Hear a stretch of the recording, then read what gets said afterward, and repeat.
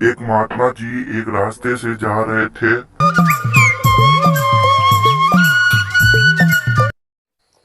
महात्मा जी को ऊंची आवाज में लड़ने की आवाज सुनाई दे रही थी। महात्मा जी आवाज की तरफ जाने लगे। यहाँ जमीन मेरी है। नहीं, ये जमीन मेरी है। यहाँ जमीन मेरी है। ऐसे बोलकर वह दोनों झगड़ा करने लग गए, जैसे वहाँ लाठी लेकर एक दूसरे को मारने पर तुले हो। महात्मा जी बोले, रुको मूर्ख पुरुषों, ऐसे झगड़ा क्यों कर रहे हो?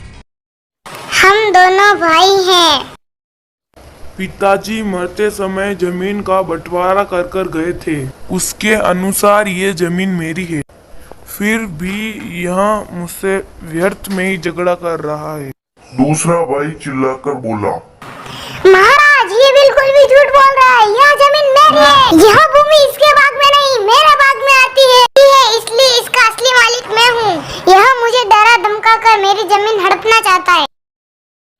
महात्मा जी शांत स्वभाव से बोले, तुम दोनों ही इस भूमि को अपना कहते हो और अपने अपने पक्ष में बातें करते हो।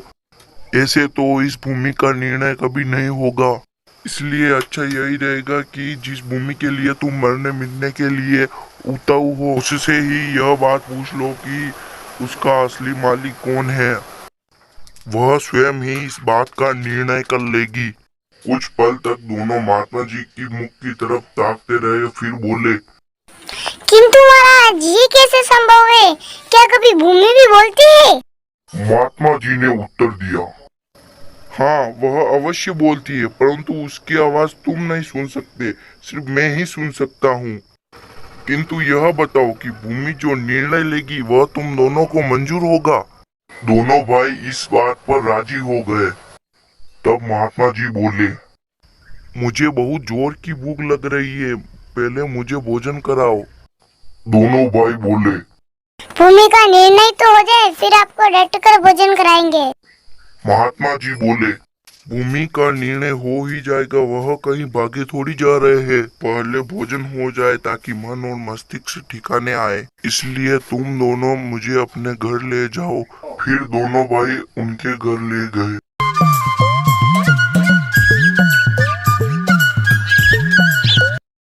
महात्मा जी ने उन दोनों को खाने के लिए कहा और वह भी खाने लगे। महात्मा जी का तो भोजन करने का बहाना था, वह दोनों भाइयों का गुस्सा शांत करवाना चाहते थे। फिर यही हुआ, दोनों भाइयों का गुस्सा शांत हो गया। महात्मा जी उन दोनों को उस भूमि पर ले गए। महात्मा जी के चरण छूते हुए प्रार्थना की, महाराज, ये भूमि तो कुछ नहीं बोलेगी, इसलिए यह भूमि का निर्णय आप ही कर दीजिए। महात्मा जी ने कहा, हम इस भूमि से पूछकर इसका निर्णय करते हैं। यह कहकर उन्होंने अपना कान भूमि के साथ लगाया, मानो कुछ सुनने का प्रयत्न कर रहे हो। कुछ देर तक तो वे भूमि के साथ कान लगाए रहे, फिर सीधे उठकर गंभीर वाणी में बोले, यह भूमि तो कुछ और ही कह रही है। दोनों भाई बोले, महाराज, ये भूमि क्या कह रही है? महात्मा जी ने कहा, यह भूमि कहती है कि ये दोनों व्यर्थ ही मेरे ऊपर अधिकार जमाने के लिए झगड़ा कर रहे हैं, क्योंकि मैं इन दोनों में से किसी की भी नहीं हूँ। हाँ, ये अवश्य मेरे हैं। मैंने इनकी कई पीढ़ियों को पाला है और जाते हुए देखा है। की बात सुनकर दोनों भाई बड़े लज्जित हुए और महात्मा जी की चरणों में गिर पड़े। महात्मा जी ने उन्हें समझाया, तनिक विचार करो, जिस भूमि के लिए तुम आपस में झगड़ा कर रहे हो वह आज तक किसी की बनी है, जो तुम लोगों की बन जाएगी। मनुष्य मेरी मेरी कहकर व्यर्थ में ही झगड़ा करता है।